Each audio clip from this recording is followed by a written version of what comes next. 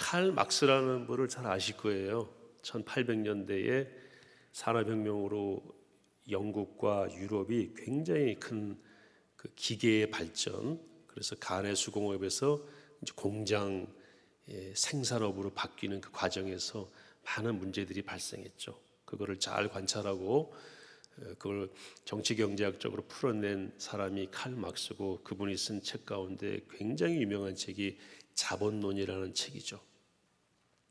책을 한번 오래전에 다 읽어봤는데요, 굉장히 통찰력이 있고 일리가 있다, 배울 게 참 많다, 그런 생각을 했습니다.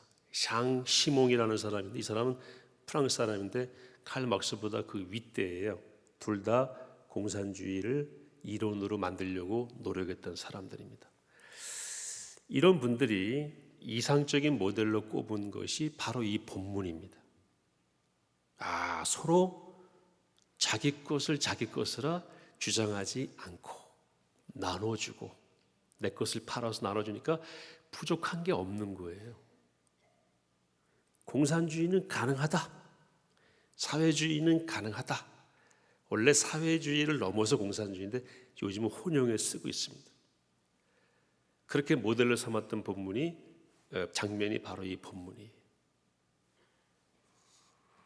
제가 자본론을 읽고 나중에 칼 막스와 엥겔스가 쓴 공산당 선언이라는 책이 있습니다. 그 책은 아주 작고, 자본론은 굉장히 네 권으로 되어 있죠. 근데 공산당 선언이 사실은 핵심이에요. 그걸 보다 보니까 중요한 진술이 두 가지가 있어서 소개해 드립니다. 공산주의자의 이론은 사적 소유의 폐지라는 한마디 말로 요약될 수 있다. 자, 오늘 좋은 거 배우시는 거예요. 공산주의는 한마디로 뭐예요? 사적 소유가 없는 거예요. 이거 누가 한 얘기냐면 마르크스가 한 얘기입니다. 1848년에 공산당 선언이라는 책을 만들었고, 이것이 공산주의 운동하는 사람들의 바이블이었죠. 근데 오늘 말씀에 재산과 소유를 팔아 각 사람의 필요에 따라서 나눠주고 자기 재물을 자기 것이라 하는 자가 아무도 없었다. 그러니까 뭐가 없는 거야? 사적 소유가 없는 거죠. 이게 공산주의자의 모델 맞죠? 또 하나 진술은 생산수단이 사회의 공동 소유로 되어 있어 공동으로 계획적으로 생산하는 경제 형태가 공산주의 생산 양식이다. 쉽게 말씀드리면 모든 것을 공동으로 소유하고 공동으로 생산하는 것이 공산주의식 생산 양식이다. 개인 소유는 있다 없다? 없다. 우리가 보는 삼성, 현대 존재할 수가 없죠. 그냥 다 국가가 소유해서 국가가 공동으로 생산하고 남는 이익을 전 국민이 똑같이 나눈다. 그게 어떻게 가능해요? 가능하지. 어디 있었는데요? 성경을 봐라 하고 사도행전 2장과 4장에 비슷한 내용이 두 번 반복돼요. 요걸 딱 모델로 삼은 겁니다. 모든 물건을 서로 통용하고 재산과 소유를 팔아. 그죠? 물건을 서로 통용하고 자기 재물을 조금이라도 자기 것이라 하는 이가 하나도 없더라. 공산주의는 자기 것이 없는 사회. 개인 소유는 이론적으로 인정하지 않다가 이제 세계에서 거의 마지막 남은 공산주의 국가인 북한도 지금은 이제 개인 소유를 조금 인정하는 단계로 갔지만, 근본적으로 토지나 산림집 같은 것들은 개인 소유가 될 수가 없고, 공장에서 일하는 산물도 공동의 소유고, 떼기밭이라고 하죠. 우리도 밭대기라고 그러나요? 떼기밭이 맞죠. 떼기밭, 그 다음에 가족 단위로 조금씩 하는 영농에 대한 소득은 개인 소유로 쳐줘요. 왜냐하면 그건 지금 국가가 관리할 수가 없고 국가가 배급을 못 해준 다음에 생겨난 변화입니다. 어쨌거나 개인 소유는 없는 것이 공산주의 사회인데 성경이 그걸 보여줬다는 거예요. 능력에 따라서 일하고 필요에 따라 분배한다. 이게 공산주의 최고의 모토입니다. 오늘 공산주의 다 배우신 거예요. 개인 소유가 없다, 능력에 따라 일하고 필요에 따라서 분배한다. 아주 아이디어라죠. 내가 능력 있는 만큼 일하면 나머지는 다 국가가 채워주는 거예요. 능력에 따라 일하고 필요에 따라서 공급한다 또는 분배한다. 통용, 오늘 성경에 나오는 단어가 32절에 통용이라고 하는 단어가 나오고 2장 44절에도 통용이라고 하는 단어가 나오는데 이 단어가 공산주의라는 뜻을 가지고 있다고 해석해도 무방합니다. 이 통용이라는 단어를 제가 원어를 한번 찾아봤는데 코이노스라고 하는 단어인데 여러분 코이노니아라고 아시죠? 친교하다 교제하다가 여기서 나온 거예요.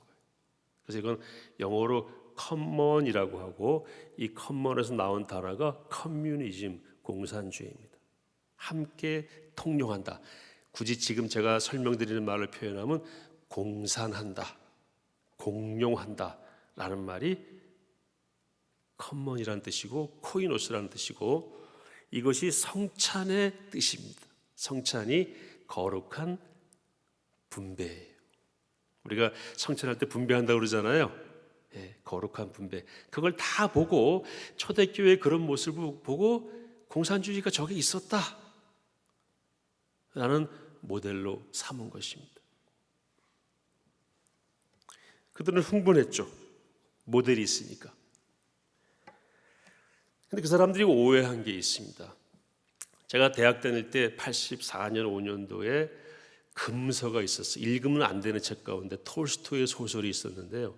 빛 있을 동안에 빛 가운데 그때는 행하라였고 요즘은 걸어라라고 나오는데 한번 보여드릴까요? 빛 있을 동안 빛 가운데 걸어라. 성경 말씀 그대로 제목으로 딴 거죠. 톨스토이가 쓴 소설입니다. 저기에 공산주의 사상이 들어있다고 그래가지고 84년 5년도에 금서에서 저는 저걸 헌책방에서 몰래 사서 본 적이 있어요. 저건 최근에 산 그 책과 같은 겁니다. 저기에 공산주의가 나와요. 어떤 공산주의냐면요, 율리우스와 판필리우스라고 하는 두 사람이 있는데 아버지는 서로 신분이 완전히 달라요. 율리우스 아버지는 주인이고 귀족이고 판필리우스 아버지는 그 귀족 집안의 노예였습니다. 아들들은 친구예요. 그래서 아들들 율리우스와 판필리우스는 교육도 같이 받고 그 율리우스 아버지의 배려로 그렇게 잘 지내다가 서로 헤어지게 됩니다. 헤어져서 판필리우스 율리우스가 10년 만에 만나게 되는데 율리우스는 돈도 많고 귀족 집안이니까 자기 생을 탕자처럼 살았어요. 근데 판필리우스 시간이 오래 지난 다음에 보니까 얼굴이 너무 평안하고 막 기쁨이 넘치는 거예요. 물어봤더니 자기는 공동체 생활을 한다고. 여기서 이제 공산주의 냄새가 나는 거죠. 나는 공동체 생활을 하고 성경 말씀 그대로 자기 소유를 주장하지 않고 서로 나누기 때문에 부족함이 없다 이렇게 얘기를 해요. 그리고 저 책의 앞부분에 맨 앞부분에 바로 오늘 우리가 읽은 말씀이 인용이 되어 있습니다. 성경 말씀.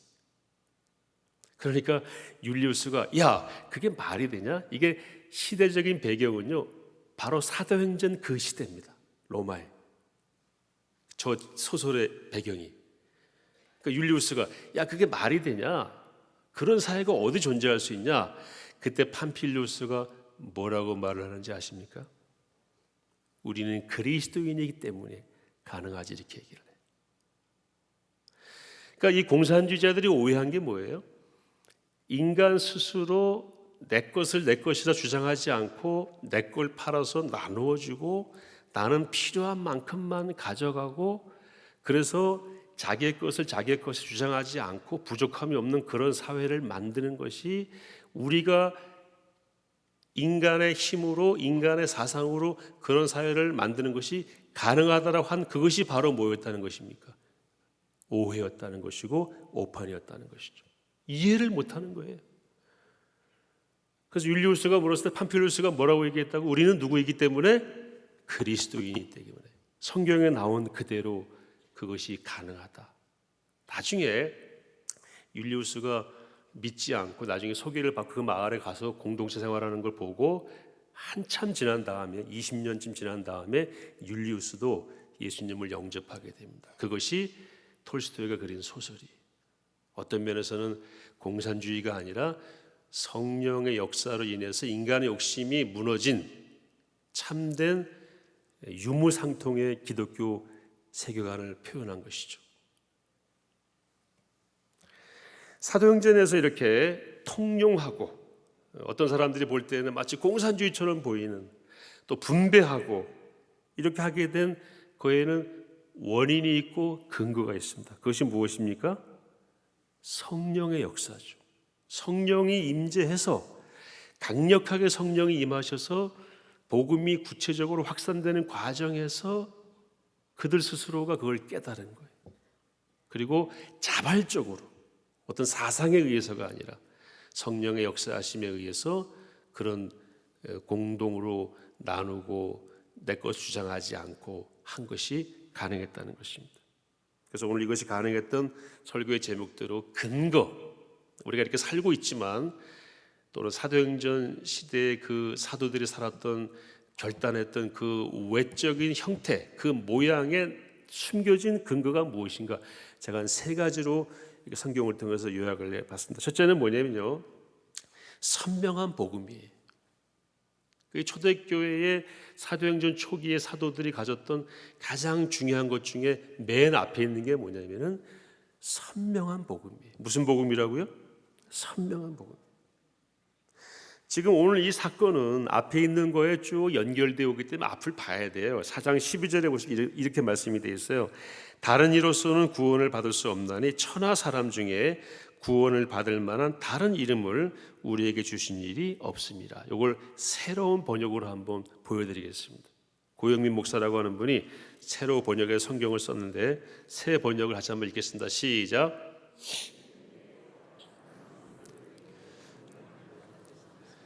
왜냐하면 하나님께서는 하늘 아래에 우리가 구원받을 수 있는 다른 이름을 우리에게 주신 적이 없기 때문입니다. 선명하죠? 여러분, 구원을 받을 수 있는 다른 길이 있습니까? 없습니까? 있으면 좀 알려주세요. 없습니다. 천하 인간에 예수 그리스도 외에는, 좀 띄워놔 주시죠. 예수 그리스도 외에는 다른 이름을 주신 적이 없다. 나는 길이요 진리요 생명이니 나로 말미암지 않고는 아버지께로 올 자가 없다. 예수님을 통하지 않고는 누구도 주님께로 갈 수가, 하나님께로 갈 수가 없다. 뭐냐면 하나님은 완벽히 의로우신 분이고 완벽히 살아계신 분이기 때문에 우리가 요만큼만 죄가 있어도 용납할 수가 없는 분이에요. 하나님은 죄와 동거하는 분이 아니죠. 죄인인 상태는 우리를 하나님은 절대로 용납할 수가 없어요. 그것은 하나님의 변하지 않는 속성 가운데 하나입니다. 그 죄인인 우리의 죄를 예수님이 대신 탕감해 주시고 덮어 주셨기 때문에 우리가 하나님께 갈 수 있는 길이 열렸다는 것이죠. 그래서 그 예수님이 아니면은 그 죄를 가릴 방법이 있습니까? 없습니까? 없습니다. 내가 너 대신 죽어주면 되잖아. 불가능해요. 왜냐하면 제가 얘 대신 죽어도 얘 대신 죽는 게 아니라 저는 누구 때문에 죽는 거예요? 저의 죄 때문에 죽는 거예요. 저의 죽음은 어느 누구의 죄도 대신할 수가 없습니다. 그러나 10명이 죽으면 1명쯤 대신할 수 있지 않을까? 불가능해요. 왜요? 모든 인간은 죄인이기 때문에. 모든 사람이 죄를 범하였으므로 하나님의 영광에 이르지 못하였다. 자력 구원 불가능합니다. 불능입니다. 오직 예수님만이 하나님이시며 동시에 인간이신 예수님만이, 죄 없으신 그분만이, 그분의 죽음만이 죄인인 우리의 죄를 덮는 효력이 있는 거예요. 왜냐하면 그분은 뭐가 없으시기 때문에, 죄가 없으시기 때문에. 그래서 천하 인간에는 그런 구원자의 이름을 가질 수가 없다. 그래서 여러분 혹시 번듯한 사람이요, 뭐 넥타이 매고 기름 바르고 다 멋지고 최고 대학 나오고 최고의 학위를 받았는데 가끔 내가 구세주야 그러면은 그분에 대한 전인적인 평가는 미친 사람이죠. 있을 수가 없어요. 이게 선명한 복음이에요. 사도행전 앞부분에 다른 이로서는 한번 다시 읽겠습니다. 시작. 예수님 외에서 다른 어느 누구에게서도 구원을 받을 수 없습니다. 왜냐하면 하나님께서는 하늘 아래에 우리가 구원받을 수 있는 다른 이름을 우리에게 주신 적이 없기 때문입니다. 아멘이시죠? 이 선명한 복음이 그들이 만드는 열매의 뿌리입니다. 여러분, 뿌리가 중요합니까? 열매가 중요합니까? 지금 상황에서 뿌리가 중요하다고 말씀하시는 게 맞는, 열매도 중요하지만 뿌리가 없으면 열매는 없는 거예요. 우리 포에버 어르신들, 이 사도행전 4장 12절 말씀, 예수 그리스도만이 나의 유일한 구주이십니다. 이 믿음을 굳게 잡으시기를 바랍니다. 이게 우리의 모든 열매의 뿌리입니다. 이게 없다면 열매는 맺을 수가 없죠. 두 번째는 담대함이에요. 담대함. 초대교회 이제 앞부분 사도행전 4장까지 4장 이후에 강력한 성령의 역사의 뿌리 중에 세 가지를 제가 찾아보고 말씀드리는 겁니다. 두 번째는 담대함이에요. 이런 선명한 복음을 가졌으면 그 다음부터 뭐 해야 됩니까? 담대해야죠. 진짜 예수님만 믿어야 구원받아? 그러면 진짜예요. 아니 진짜냐고? 그러면 진짜인데요. 아니 정말 진짜예요? 그러면 진짜라고 그랬어요. 아니 똑바로 말해봐. 그러면 글쎄 뭐 또 다른 길이 있나요? 이러면 됩니까? 안 됩니까? 열매 없어요. 그 순간은 모면할 수 있지만 요즘 많은 사람들이 얘기하죠. 기독교는 너무 편협하다. 왜 예수님만 믿어야 구원받는다고 얘기하는가? 제가 군목시험 보고 84년도에 면접을 보는데 스님이 제 면접을 봤어요. 세상에. 스님이 목사 면접을 봤다니까요. 그 중령이었어요. 그 군종 스님이죠. 그 대학교 1학년 정말 아주 그 어린애 같은 저를 앉혀놓고 자네 꼭 예수님만 믿어야 구원받나 그러시더라고요. 그래서 예 그랬더니 정말이야? 예. 다른 길은 없나? 없는데 그랬더니 가 그러더라고요. 면접을 아주 쉽게 끝냈어요. 근데 그분이 참나 그러시더라고요. 그분하고 좋게 지내려면 어떻게 하면 되겠어요? 그럼 우리가 하는 얘기고요. 다른 길이 있을 수도 있겠죠. 부처님도 좋은 분이잖아요. 그럼 어떻게 되겠어요? 그분 마음은 얻었죠. 그래 자네 아주 폭이 넓구만. 그렇지만 성령의 열매는 없는 것이고 영적인 간음을 하는 것입니다. 제가 이때 예를 드는 것이 이런 예입니다. 남편하고 아내가 하나지 둘이에요? 그럼 되겠어요? 아니 왜 당신은 꼭 한 여자만 당신 부인이라고 그러나? 편협하게. 그 말이 됩니까? 나를 구원하시는 분은 예수님밖에 없다고 말하겠다는데 그렇게 믿는다는데 왜 그걸 편협하다고 그래? 그러면은 이런 사람 보셨죠?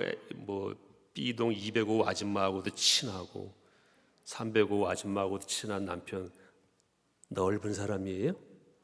정신없는 사람이지? 선명한 복음.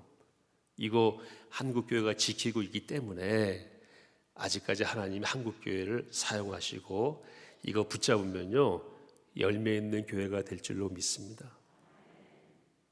우리 한국교회 가운 한국 기독교 5만 5천 교회, 6만 교회 얘기하잖아요. 이 복음에 선명하지 않은 교회들이요 제가 볼 때 한 30%는 됩니다. 그러니까 뭐가 없는 거예요? 열매가 없는 거예요. 신학은 굉장히 아름답고 멋져요. 여러분 신학은 중요하지 않습니다. 성경과 이 성경을 바로 믿는 우리의 결단과 신앙이 중요하고 성령에 의존하는 그런 의존 감정, 그게 신앙이에요. 그게 중요하지 신학으로 구원받는 게 아니에요. 잘 아시지만 슈바이처 박사는 박사학위가 3개였고 그 중에 하나가 신학 박사였는데 예수님을 끝까지 부인했습니다. 역사적 존재로서는 인정하지만 나를 위해 죽었다는 구조로는 받아들일 수 없다. 그 박사학위가 무슨 소용이 있습니까? 여러분 절대 속지 마시기 바랍니다. 그래서 어떤 분들이 기독교는 너무 편협하다, 뭐 예수님만 믿어야 구원받느냐라고 얘기하면은 그거는 성경에 나와 있는 진리이고 나는 성경을 믿기 때문에 나는 절대 변할 수가 없다.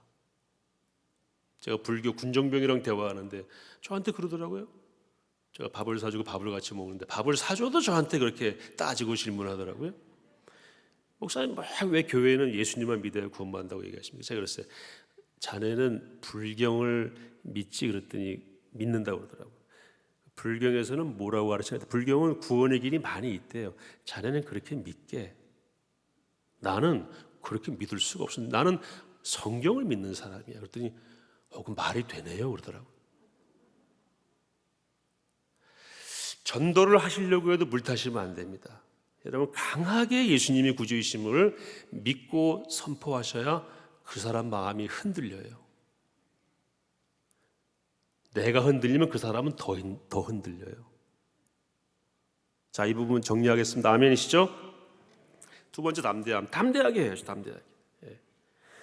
사도행전 1장 19, 20절 같이 한번 읽겠습니다. 자, 그 전에 제가 설명을 드릴게요. 베드로와 요한이 잡혀가서 대제사장과 그 문중에 있는 사람들에게 끌려가서 1박 2일 동안 감옥 아닌 감옥 생활을 해요. 뭐 감옥까지는 아니겠지만 같이 있다가 풀려 나왔어요. 내보내면서 뭐라고 하냐면요, 도무지 예수의 이름으로 말하지도 말고 가르치지도 말라고 하고 내보냅니다. 근데 베드로가 그 다음 하는 말이 같이 있습니다. 시작. 베드로와 요한이 대답하여 이르되 하나님 앞에서 너희의 말을 듣는 것이 하나님의 말씀을 듣는 것보다 옳은가 판단하라. 우리는 보고 들은 것을 말하지 아니할 수 없다 하니. 이겁니다. 그 당시 대제사장은 지금으로 말하면 뭐 교황이에요. 그런데 대제사장들 가야바와 안나스라고 하는 대제사장이 당시 2명이었어요. 사위와 장인이 다 대제사장이었습니다. 그 문중에 있는 사람들, 여러 사람들이 겁을 줬지만 나오자마자 하는 말이 뭐예요? 우리는 보고 들은 것을 말하지 않을 수 없다. 담대함. 세 번째는 일관성입니다. 이 제사장들로부터 놓이자마자 다시 동료들에게 가서 그간의 일을 나눈 다음에 이렇게 기도합니다. 4장 29절 30절 시작. 주여 이제도 또 종들로 하여금 담대히 하나님의 말씀을 전하게 하여 주시오. 손을 내밀어 병을 낫게 하시옵고 표적과 기사가 거룩한 종 예수의 이름으로 이루어지게 하옵소서 하더라. 아멘. 담대히 하나님의 말씀을 전하게 하여 주세요라고 기도합니다. 그 말은 뭐예요? 나는 이 길 계속 가겠다. 여러분, 이런 기독교인을 누가 이길 수 있겠어요? 말 세게 하는 정치인들 있잖아요. 요즘 신문에 나오더라고요. 그 지지하는 사람들이 문자 보내가지고 공격하면 바로 말 바꾼대요. 세상 바꿀 수 없습니다. 그런 사람들. 베드로는 문자 폭탄 받고 돌 던지고 감옥에 집어넣고 나와서 나 계속 복음 전하게 해달라고 누구한테 기도합니까? 하나님께 기도하잖아. 바울은 루스드라에서 돌을 맞아가지고 죽은 줄 알고 사람들이 갖다 버렸어요. 성 밖에다가. 살아났어요, 바울이. 그리고 루스드라 성에서 얻어 맞아서 죽을 뻔했기 때문에 거기 들어가면 또 죽일까 봐 다른 성으로 피했잖아요. 그죠? 아니에요. 다시 그 성으로 들어갑니다. 뭐하러 들어갔겠어요? 복음 전하러 들어간 거죠. 일관성. 길이 굽어지면 안 됩니다. 이 세 가지입니다. 첫째는 뭐라고 그랬습니까? 복음의 선명함. 두 번째는요, 담대함, 일관성. 이런 사람을 이길 세상은 없습니다. 이런 사람들이 모인 교회를 세상이 이길 수가 없습니다. 그래서 세상을 자기 뜻대로 변화시키려고 하는 사람들이 가장 불편해하고 두려워하고 눈의 가시처럼 생각되는 것이 교회입니다. 교회만 없어지면 다 될 것 같은데 교회 때문에 안 되는 거예요. 그러니까 그런 소리들에 대해서 여러분 마음 쓰지 마시기 바랍니다. 네가 고쳐야지. 당신이 고쳐야지. 당신의 사상을 뜯어 고쳐야지. 부산의 어느 정치인은요, 제가 직접 그 영상에 나온 걸 봤어요. 앞으로 교회 가려면 국가의 승인을 받고 예배드리려면 국가의 승인을 받고 예배드리는 법안을 만들겠다 그랬어요. 다 이유가 있어요. 그래, 교회만 틀어막으면 될 것 같아. 왜? 교회는 강력한 신념을 가진 사람들이 모인 집단이기 때문에, 그들의 말로 표현하자면.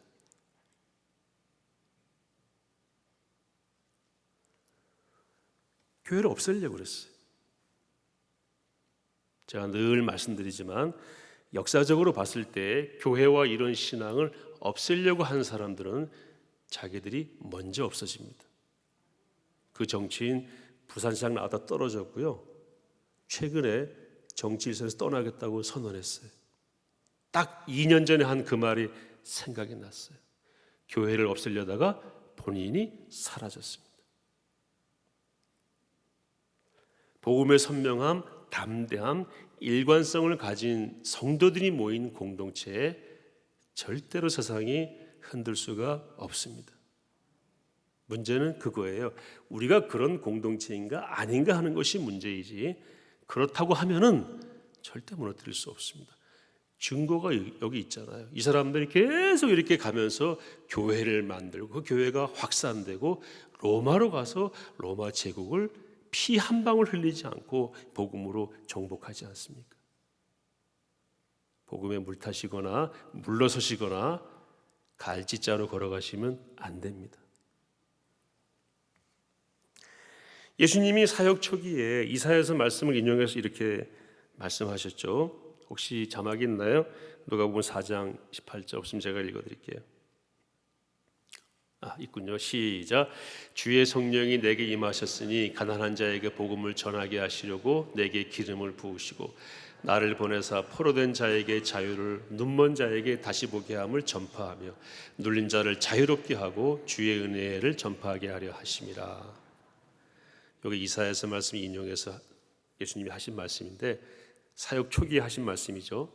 가난한 자에게 복음을 전하고 또 포로된 자에게 자유를, 눈먼 자에게 다시 보게 함을, 눌린 자를 자유롭게. 그 전에 맨 앞에 나와 있는 게 뭐예요?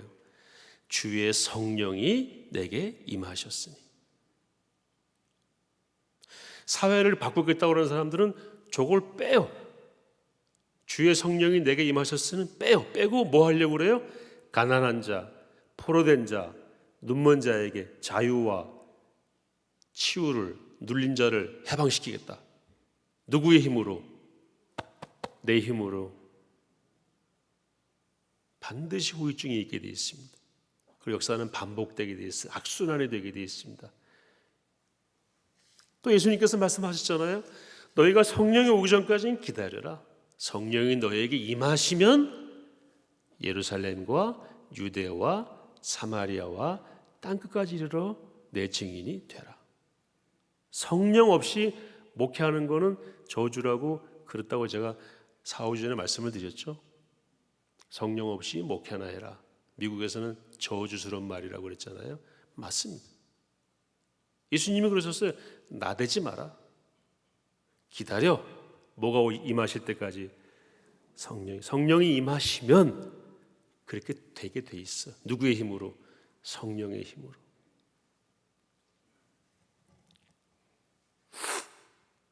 초대교회 베드로와 사도들, 오늘 보고 계신 이 초대교회 신자들, 얼마나 이분들이 파워가 있었겠어요? 없었죠.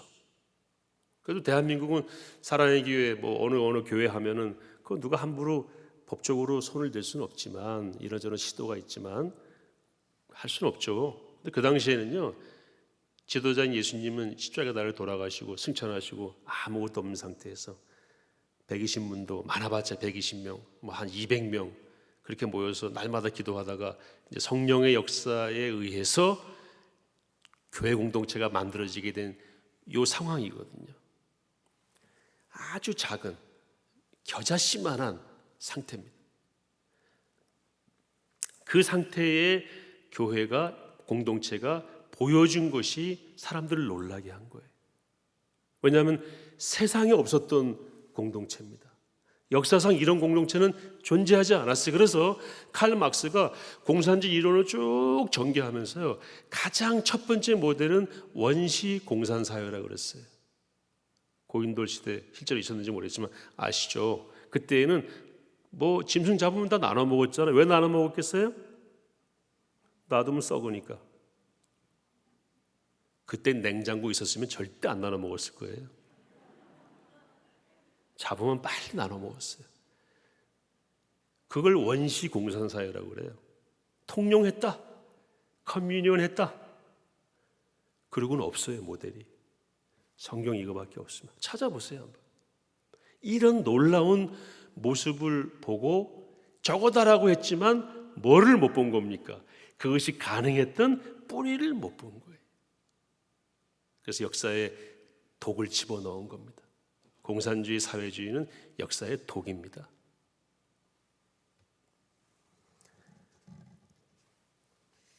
성령의 역사로만 가능한 것을 외양만 보고 자기들의 힘으로 이루려고 하는데 말을 안 들으니까 어떻게 했어요? 총칼을 쓰게 됐죠. 그래서 사회주의, 공산주의로 가는 과정에는 반드시 피를 흘렸습니다.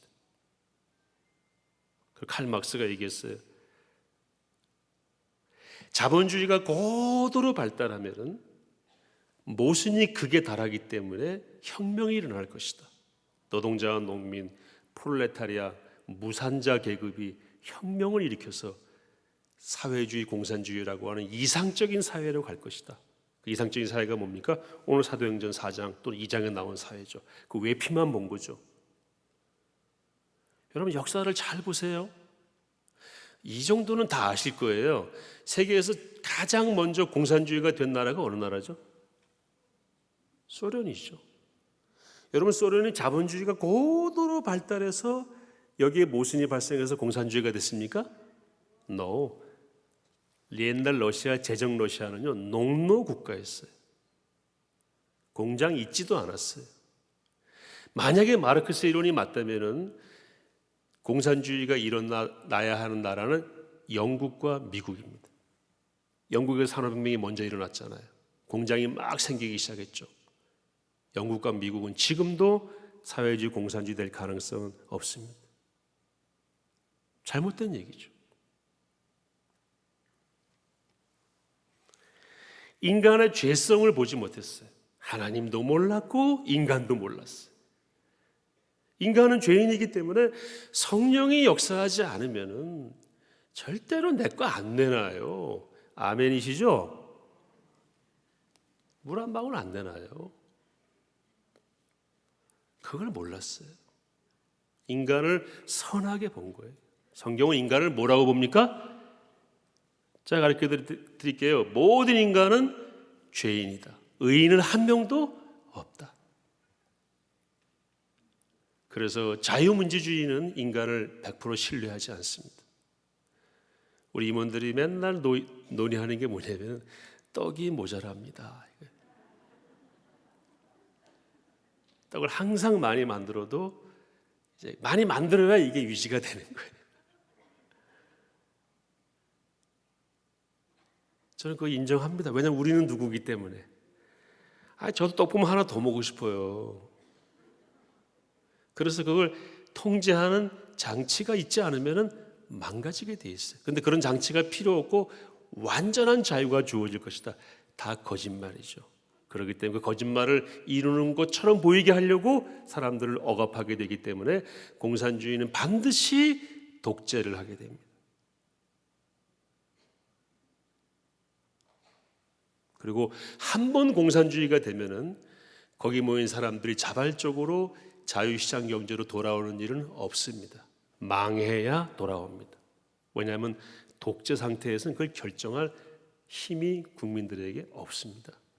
그래서 완전히 망했을 때야 털털 털고 자기들은 도망가고 사회는 바뀌게 되는 일이 역사가 보여주는 교훈입니다.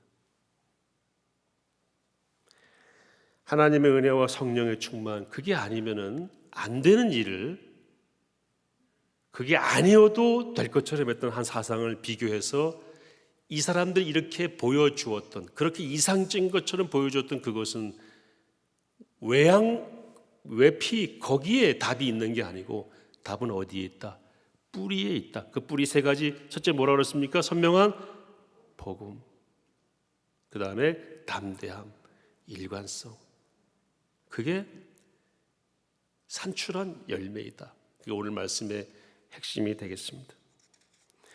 여러분, 직업별로 수명을 좀 알려드릴게요. 저는 목사잖아요. 이 목사님하고 저하고는 죄송하지만 제일 오래 삽니다. 종교인 수명이요 80세예요. 평균 수명이. 넘버원은 50년 동안 일입니다.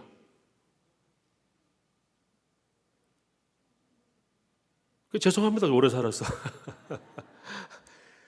그리고 정치인 75세, 법조인의 어느 통계는 68세예요.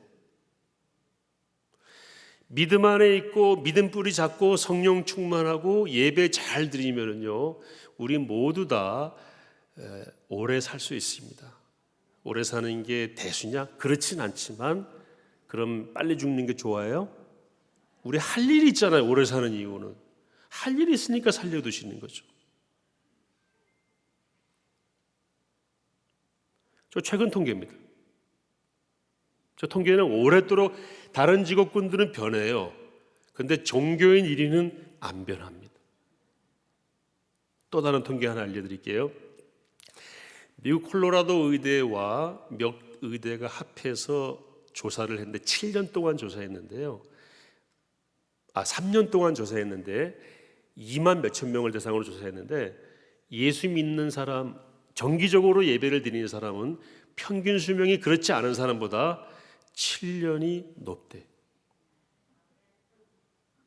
그러니까 제가 봬도 여기 지금 와 계신 분들이 평균 70, 75세신데 다른 곳에 계시는 70, 75세 분들하고 훨씬 젊어 보이세요.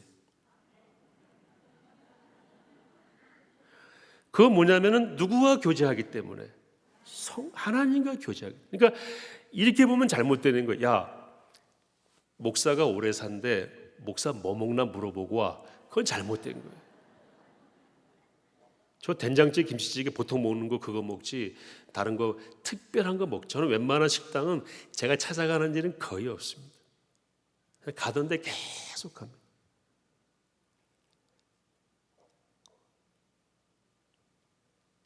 뭐를 바꿔야 돼요? 신앙을 바꿔야죠. 뿌리를 봐야죠. 뿌리.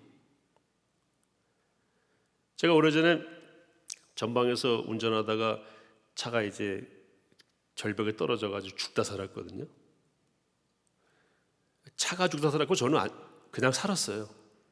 멀쩡하게 돌아다니니까 그 부대에 소문이 난 거예요. 거기서 매년 몇 명씩 죽었는데 목사는 저렇게 살아 돌아다닌다고 정말 대단하다고. 그래서 나온 얘기, 제가 그때 타고 다니던 차가 무쏘라고 하는 차였어요.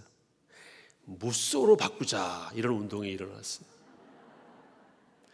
그때 제 아내가, 그 스님이 아내가 있는 스님이 있어요. 그 아내 스님 아내가 사모님한테, 사모님 우리도 차를 바꾸고 싶다고 저희 아내한테 그랬대. 그래서 우리 집 사람이 그랬다고 그러더라고요. 차 바꾸지 마시고요, 종교를 바꾸세요 그랬대요. 하나님 우리를 보호하시는 거 맞습니까? 왜 보호하십니까? 할 일이 있으니까. 그냥 오래 사는 게 아니고 미션이 있으니까. 장수의 의미가 있죠. 우리에게는 예배만 잘 드려도 몇 년 더 산다고요? 7년을 더 의미 있게 여러분의 손주 손녀를 위한 기도는 사라지지 않습니다. 내가 뭐 잘 못해줘도 골방에 앉아서 기도하시는 거, 그 기간이 많을수록 손주 손녀들은 하나님의 은혜 아래 있게 되는 줄로 믿습니다.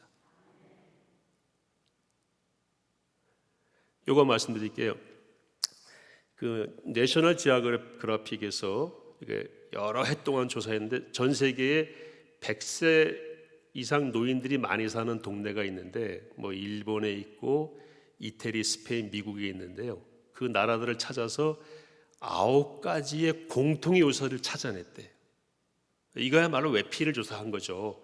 근데 그 중에 4가지가 교회 생활과 관련이 있더라고요. 보시면은 두 번째, 세 번째 줄에 목적 의식 가지기, 마음 내려놓기, 가족을 우선시하기, 신앙 가지기, 사회관계 유지하기. 적어도 한 5개 정도는 우리 교회랑 관계가 있어요. 기독교인의 교회 생활과. 교회 생활하면 뭐가 있습니까? 분명한 목적 의식이 있잖아요. 내가 왜 살아야 되는지, 오늘 음식을 왜 먹어야 되는지, 다락방을 왜 가야 되는지, 마음 내려놓기, 욕심을 내려놓게 되고, 그 다음에 가족관계, 신앙 가지기. 저게 9가지 요소인데 4개, 5가지는 교회 생활만 하면은 그냥 자동적으로 하게 되는 거예요. 그러니까 우리 기독교인이 오래 사는 게 맞습니까? 틀립니까? 맞아요. 근데 많은 사람들은 무슨 음식 먹는가? 무슨 책을 보는가? 그걸 물어보잖아요. 누구처럼? 사회주의자들처럼. 이 본문에서 그걸 잡아내려고 그런다고요. 아니에요. 뿌리를 보셔야 됩니다. 지금도 이런 뿌리를 갖게 되면은 우리 삶의 근거가 뿌리잖아요. 뿌리 근자. 이런 뿌리를 갖게 되면은요, 우리는 계속해서 열매를 맺을 수 있다고 믿습니다. 무슨 열매를 맺을지는 저도 몰라요. 그리고 어떤 놀라운 열매를 맺을지도 몰라요. 사람들이 사도행전 2장 4장을 보고 놀란 겁니다. 여기다 공산주의. 이런 정도의 열매를 맺을 수도 있습니다. 사랑의 교회 그런 열매를 맺을 수 있습니다. 한국교회 그런 열매를 맺을 수 있습니다. 그런 열매 있는 삶을 사시기를 축복합니다.